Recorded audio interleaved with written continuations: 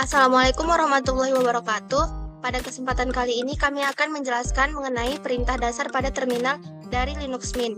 Sebelumnya perkenalkan, nama saya Afifah Naila dengan NIM 4233250007. Nama saya Priti Singgam dengan NIM 4233250015. Nama saya Pedro Stella Mario Memoruhu dengan NIM 4233550044. Baiklah, untuk pengerjaan nomor 1 sampai 4 akan dipraktekkan oleh saya Afifah Naila. Jadi, sebelum mengerjakan soal-soal berikut, kita harus membuka terminal dari Linux Mint terlebih dahulu. Kebetulan di sini terminalnya sudah tersedia, jadi kita tinggal klik saja. Setelah muncul terminal, maka kita bisa langsung mengerjakan soal-soal berikut. Kita ke soal nomor 1. Ubahlah informasi finger pada komputer Anda. Belum kita mengerjakan soal nomor 1, kita harus memastikan dulu apakah finger kita itu sudah terinstall atau belum. Jadi cara mengeceknya, kita ketik finger spasi nama username. Username saya di sini adalah Linux. Jika sudah, maka enter. Di sini tertera kalau fingernya itu belum tersedia, jadi kita bisa install dengan mengetik sudo apt install finger. Kita ketik dulu sudo apt install finger, baru kita enter dan kemudian masukkan passwordnya.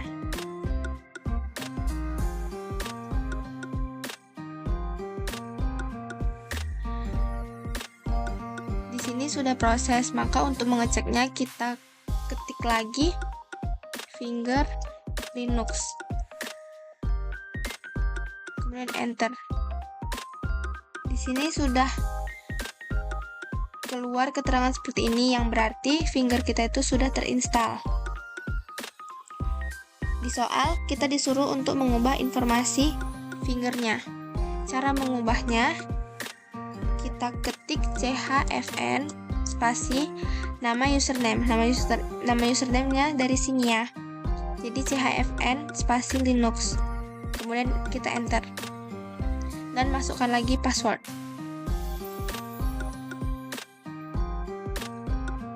Kemudian enter. Nah, di sini kita bisa mengubah room number-nya. Saya di sini ingin mengubah room number-nya menjadi 5. Kemudian enter, dan work phone-nya di sini saya mau mengubah dengan Afifah Naila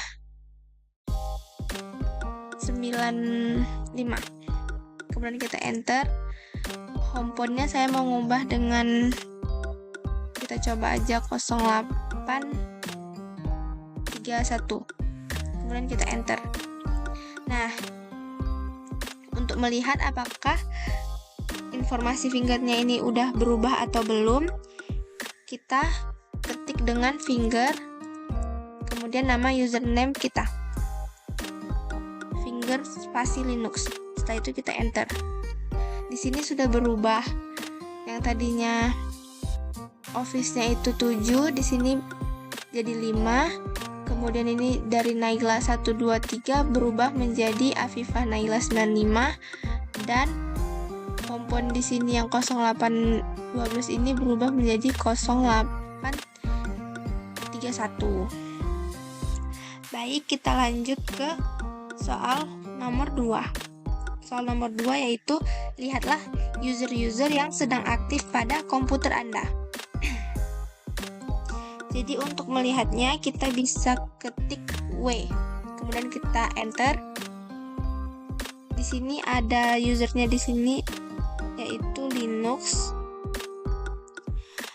Kemudian kita ketik who dan enter.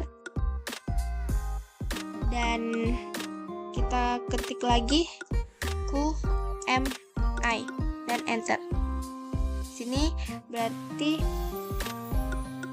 user yang sedang aktif itu si Linux, yaitu kita sendiri. Lanjut ke soal nomor 3. Perintah apa yang digunakan untuk melihat kalender 1 tahun penuh? Untuk melihat melihat kalender 1 tahun penuh, kita bisa menggunakan perintah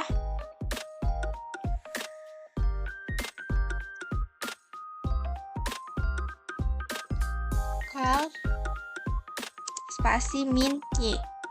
Kita enter, maka di sini keluarlah kalender tahun 2024. Lanjut soal nomor 4, bagaimana Anda dapat melihat manual dari perintah cal? Jadi untuk melihat manual dari perintah cal, kita bisa ketik man spasi cal, kemudian enter. Nah, di sini sudah terdapat banyak manual dari perintah cal. Mulai dari ada di sini nama, kemudian ada sinopsis, ada description. Di sini juga banyak keterangan seperti ini. Ada banyak. Kita bisa lihat. Di sini juga ada see also dan ada standards. Ada historinya juga, authors, bugs. Jadi kalau kita butuh bantuan, kita bisa ketik H, dan kalau kita mau keluar, kita bisa ketik Q. Di sini saya mau keluar, jadi saya ketik Q. Nah, seperti itu cara melihat manual dari perintah cal. Oke, untuk soal berikutnya akan dilanjutkan oleh teman saya. Baiklah, saya Priti Singgam akan menjelaskan dari nomor 5 sampai dengan nomor 8. Untuk pertanyaan nomor 5, bagaimana tampilan perintah manual ls dengan kata kunci short? Nah, kita cukup mengetik man, ls, garis tegak, slash, min, p, short, lalu enter. Tampilan akan seperti ini. Lalu tekan Q. Tampilan akan kembali seperti semula. Untuk soalan nomor 6, bagaimana tampilan untuk perintah ls, min a, min l, dan ls, min al? Baiklah, kita akan mencoba untuk perintah ls, min a, min l. ls, min a, min l. Tampilan akan seperti ini. Lalu lanjut ke ls, min al. Sama, tampilan juga akan seperti ini. Untuk soalan nomor 7, bagaimana tampilan semua file termasuk hidden file? Baiklah, di sini kita cukup mengetik ls, min a. Ini adalah hidden file-nya. Lalu, untuk nomor 8, bagaimana tampilan semua file secara lengkap pada direktori? Nah, untuk ini kita cukup mengetik ls, min 1, slash, etc. Enter. Seperti inilah tampilan file secara lengkap pada direktori kita.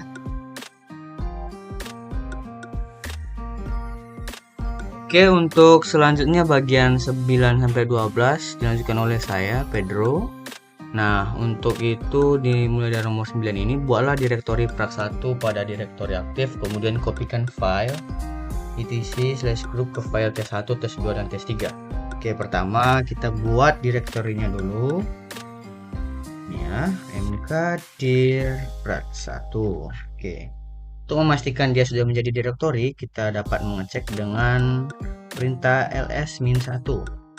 Sini sudah nampak ya, dia sebagai direktori aktif. Lalu kita tinggal memilih sebagai direktorinya dengan perintah choose directory prak1. Oke. Sekarang karena sudah dalam direktori aktif prak1, tinggal mengkopikan etc/group tes1.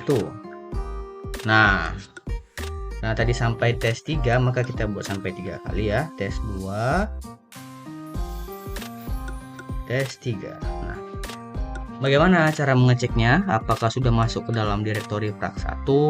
Gampang sekali ya, tinggal menggunakan perintah ls. Nah, di sini nampak ya, kalau sudah ada di direktori prak1, isinya itu adalah tes1, tes2, dan tes3. Oke, selanjutnya untuk nomor 10, tampilkan isi file tes1 per satu layar penuh. Oke, itu menggunakan perintah more tes1. Nah, ini semua adalah isi ya, isi dari file tes1. Oke, lanjut. Jadi segitu saja untuk nomor 10. Lanjut ke nomor 11, pindahkan file tes1 dan tes2 ke home directory. Pemindahan filenya ini ke home directory dapat menggunakan perintah mv tes1 tes2 lambang tilde dan slash. Oke, bagaimana kita tahu dia sudah berpindah? Cukup dengan melihat ls. Nah, isi dari direktori prak1 sekarang tinggal tes3. Jadi kemana tes1 dan tes2? Maka dia sudah kembali ke home directory. Kita coba keluar dari direktori prak1, kembali ke home directory. Nah, kita tampilkan dulu ya, ls-1. Nah, disinilah dia tadi, tes1, tes2 yang berada di dalam direktori prak1 sudah keluar ke home directory. Oke, yang terakhir itu nomor 12, hapus file tes1 dan tes2 dengan konfirmasi. Ini dapat dilakukan dengan rumus singkat rm tes1 tes2.